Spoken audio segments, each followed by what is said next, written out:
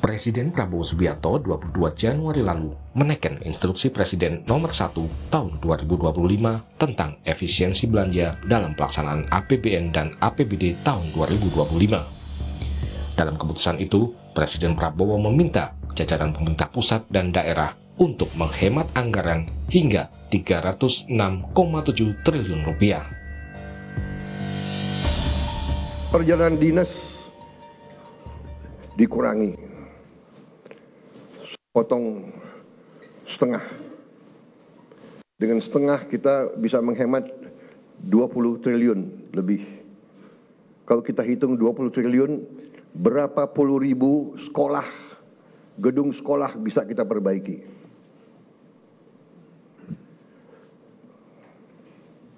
Jadi saya katakan benar-benar bahwa saya sangat serius dalam hal ini. Saya minta loyalitas semua menteri, semua kepala badan untuk patuh dalam hal ini. Menteri Sekretaris Negara Prasetyo Hadi menyatakan sebagian dana hasil penghematan akan digunakan untuk memperluas jangkauan penerima manfaat program makan bergizi gratis. Bapak Presiden merasa juga ingin sesegera mungkin untuk itu bisa menerima manfaatnya lebih banyak, ya, lebih merata lagi. Nah, tentunya di situ ada konsekuensi, mungkin kita memerlukan penambahan biaya. Nah, sehingga dari hasil penghematan yang kemarin kita lakukan, pemerintah lakukan, ya, ada kemungkinan juga nanti akan diprioritaskan juga untuk menambah program makan bergizi.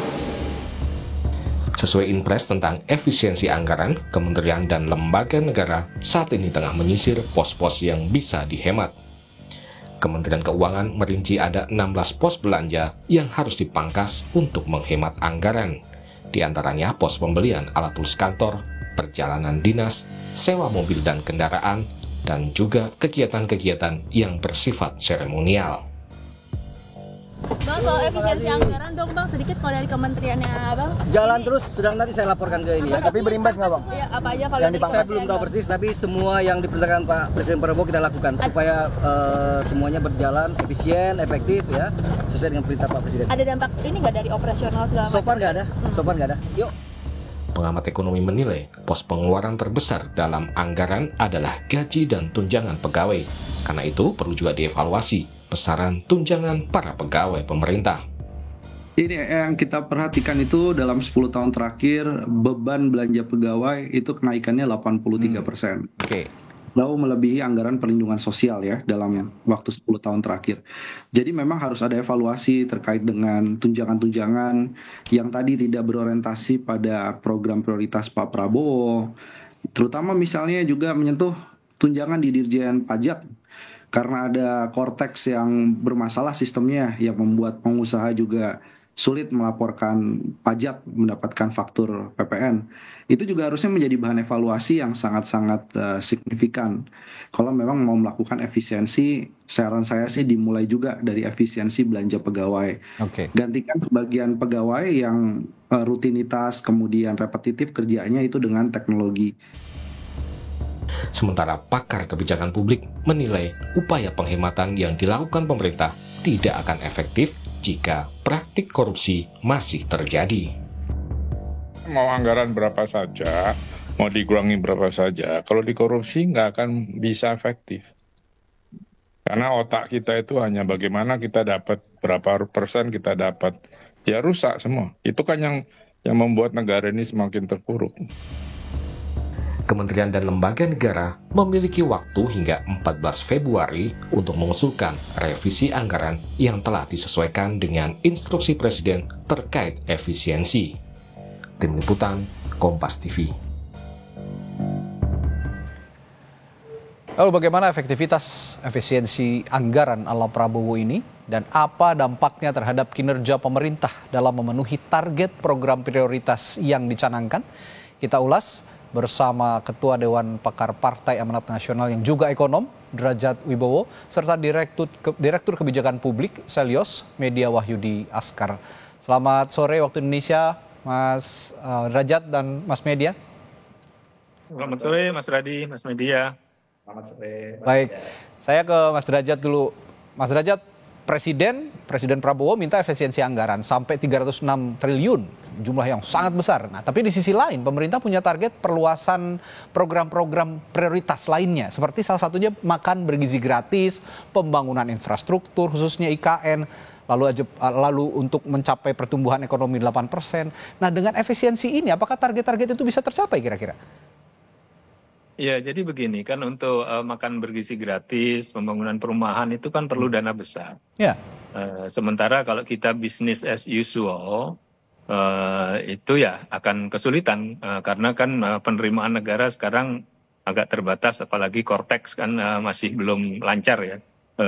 Jadi mau tidak mau ya kita harus melakukan efisiensi, realokasi anggaran dari hal-hal yang kira-kira efek multipliernya agak kurang, kita pindah ke yang efek multipliernya lebih tinggi.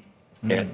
Tapi tetap saja seperti perjalanan dinas itu kan oleh presiden tidak dipotong semuanya, ya dia dikurangi karena kita juga mengetahui bahwa perjalanan dinas maupun berbagai kegiatan Monef itu tetap diperlukan dalam konteks pengawasan anggaran, dan juga mereka mempunyai efek multiplier terhadap hotel, terhadap industri mais, terhadap para pengrajin yang memberikan souvenir ya. Kalau misalkan ada rapat di Bali misalkan, itu kan tertolong. Nah, jadi kita berusaha menyeimbangkan antara realokasi untuk membiayai program prioritas seperti MBG ya, dan juga agar tidak terlalu besar dampaknya terhadap sektor lain seperti sektor pariwisata, kemudian juga transportasi ya seperti Garuda, karena kan perjalanan dinas kebanyakan pakai Garuda ya,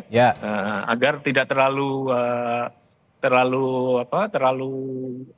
besar dampaknya gitu. Jadi memang ini adalah langkah penyeimbangan lah, termasuk yang seremonial ya Mas Derajat ya. Ya, yang kalau seremonial kan bisa di-cut, tapi ya kan ada perjalanan-perjalanan yang sifatnya Monef ya. Misalnya pembangunan jalan. Ya. Kalau tidak ada Monef kan nanti bisa berantakan. Demikian juga misalkan untuk pengawasan lingkungan hidup, kalau tidak ada Monef yang nggak mungkin ya. Contohnya misalkan pertanahan, untuk ngecek pagar laut di daerah mana begitu kan harus ada perjalanan. Nah, jadi yang krusial masih diperbolehkan oleh presiden, tapi yang kira-kira tingkat kepentingannya dianggap masih bisa ditunda itu sekarang dihapus. Nah. Tapi alih-alih tunjangan yang dikurangi, ini lebih baik mengurangi poin-poin itu tadi. Kalau tunjangan tidak ada sama sekali pengurangan ya, tunjangan belanja pegawai begitu. Tunjangan dikurangi itu dampaknya sangat besar karena kan tunjangan kinerja dari pegawai negeri itu kan dihitung sesuai dengan kinerja dan belum semuanya 100% ya. Memang yang 100% itu dari Kementerian Keuangan, yang lainnya belum 100%. Dan tunjangan kinerja bagi para ASN itu dampaknya terhadap konsumsi rumah tangga, ya konsumsi rumah tangga di ekonomi kita kan banyak tergantung pada konsumsi rumah tangga. Dampaknya terhadap konsumsi rumah tangga itu besar. Jadi ketika melakukan pemangkasan, kita tidak hanya melihat pemangkasan dari sisi kayak orang tua memangkas uang saku anaknya, enggak. Kita hitung yang kita tarik dari satu sektor itu efek multipliernya itu apakah besar atau tidak, dan apakah akan lebih besar kerugian ekonominya itu. Saya tertarik dengan kalimat Anda efek multiplier tadi. Multiplier efek apa saja yang paling besar itu kan tentu akan ditinjau dan nanti dialokasikan pada program-program prioritas yang lebih baik. Tapi saya menyimak ada salah satu tulisan guru besar Fakultas Ekonomi dan Bisnis dari Universitas Diponegoro, Profesor Ahmad Syakir Kurnia, bahwa beliau mengatakan Indonesia saat ini menghadapi tantangan trilema anggaran, kata beliau begitu, karena pemerintah berupaya mengalokasikan belanja infrastruktur, pendidikan dan kesehatan secara bersamaan sekaligus memastikan stabilitas fiskal agar utang tetap terkendali. Anda punya perspektif soal ini atau ada sanggahan soal pendapat Pak Profesor Ahmad Syakir ini? Oh iya, memang betul sekali, karena kan program asas-citanya Pak Prabowo itu perlu anggaran besar, dan dulu saya sering mengatakan kita memerlukan stimulus Keynesian. Dan untuk itu kuncinya hanya satu, penerimaan negara.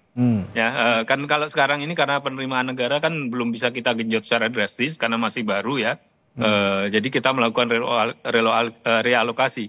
Tapi kalau misalkan nanti pada saatnya kita harus tackle itu penerimaan negara dan kita nggak bisa business as usual untuk penerimaan negara. Ya, saya sekarang sedang menyisir penerimaan negara misalkan dari kebijakan lingkungan hidup, potensi penerimaan negara dari kebijakan terkait telekomunikasi, masih banyak sumber-sumber penerimaan negara itu yang belum kita gali dan artinya tidak membebani rakyat. Ini artinya adalah, secara timeline itu yang kemarin PPN tidak jadi ini juga dialihkan ke yang lain penerimaan negaranya begitu ya? Iya, PPN saya kan dari sejak Mei menyuarakan PPN 12% itu jangan efeknya terlalu besar. Kita mending cari sumber lain yang tanpa membebani masyarakat banyak dan masih banyak sumber-sumber yang belum kita gali. Tapi alasannya apakah karena PPN tidak jadi sekarang langsung efisien begitu, minta efisiensi atau ada alasan lain, Mas Derajat? Enggak, kalau efisiensi ini kan memang karena kita memerlukan dana untuk MBG dan berbagai program prioritas. Tapi untuk penerimaan negara itu kan andalan dari Kementerian Keuangan sekarang Kortex. Nah, setelah itu kita gali yang lainnya. Korteksnya harus dibenerin dulu memang. Baik. Saya ke Mas Media. Ada 16 pos yang akan dipangkas, Mas Media. Apakah itu sudah cukup untuk mencapai target 306 triliun untuk efisiensi atau perlu ada pos lain yang perlu dipangkas? Kemarin juga ekonom Selios bilang besaran tunjangan pegawai juga perlu dievaluasi katanya. Bagaimana? Ini mengacu pada kasus Argentina ini yang memang lebih ekstrim sebenarnya. Yang Argentina itu kan memecat atau mem-PHK para PNS ya. Kalau itu kan kita tidak mungkin di sini. Tapi apakah ada tunjangan-tunjangan besar pegawai ataupun poin-poin dalam belanja pegawai yang perlu dipangkas lagi, Mas Media? Ya, sebetulnya memang ada kritik dari masyarakat, ada beberapa lembaga dan kementerian yang justru tidak mengalami pemangkasan anggaran ya, seperti DPR, kepolisian, termasuk juga TNI dan Kementerian Pertahanan. Dan memang masih ada ruang untuk melakukan penghematan anggaran di sana. Tetapi menurut saya, saat ini saya kira memang kita harus fokus pada, saya sepakat dengan yang disampaikan oleh Pak Derajat, menyisir kembali pemangkasan anggaran yang betul-betul efektif dan tidak mempengaruhi layanan publik. Dan saya kira pemangkasan anggaran kalau dilakukan dengan baik itu dampaknya akan signifikan juga. Tetapi yang ingin saya kritisi adalah hasil pemangkasan anggaran ini akan dialokasikan untuk sektor mana. Nah, kelihatannya Pak Prabowo masih getol ingin melakukan universal coverage untuk MBG yang tahun ini mencapai 400 triliun. Nah, kami punya saran yang berbeda sebetulnya. Saya selalu mengatakan bahwa MBG yang universal coverage itu tidak bijak begitu. Jadi akan jauh lebih baik yang sifatnya itu lebih targeted intervention. Jadi khusus anak-anak yang mengalami malnutrisi, daerah tertinggal, balita dan ibu hamil. Dan ketika kita kalkulasi itu jumlah kebutuhan per tahun itu hanya sekitar 117 triliun. Artinya ketika 306 triliun dikurang 117 triliun, ada porsi anggaran sekitar 180-an triliun yang sebetulnya bisa dialihkan untuk bantuan sosial yang lebih tepat sasaran. Di KRR, bantuan perumahan, penambahan jumlah PKH. Bicara tepat sasaran, Mas Media, tentu harus ada pengawasan dan evaluasi yang menyeluruh dan juga melekat terhadap penggunaan anggaran ini untuk kepentingan publik. Nah, selama ini evaluasi hanya berdasarkan penyerapan anggaran, bukan pada hasil atau outputnya. Bagaimana ini kira-kira? Saya kira kalau realokasi diberikan kepada perlindungan sosial itu akan sangat baik ya. Dan bansos dalam bentuk MBG itu adalah salah satu bentuk perlindungan sosial. Tetapi kalau kita lihat kurvanya ya, dari semua bantuan perlindungan sosial itu nggak semuanya yang betul-betul tepat sasaran. Contoh LPG 3 kg, subsidi BBM. Dan ini ada potensi ketika MBG diterapkan untuk semua anak, ada inclusion error, mistargeting yang kemudian MBG ini dinikmati oleh kelas menengah atas. Dan kalau kita hitung itu setidaknya minimal itu ada sekitar 50 triliun MBG yang justru dinikmati oleh masyarakat dari anak-anak kelas menengah atas. Ini yang kita ingin kritisi sebetulnya, realokasinya ke sektor mana. Realokasi ke sektor mana, tapi kalau ada pilihan antara pembangunan SDM, makan bergizi gratis, infrastruktur, pertumbuhan ekonomi dalam situasi sekarang, mana yang jadi prioritas kira-kira?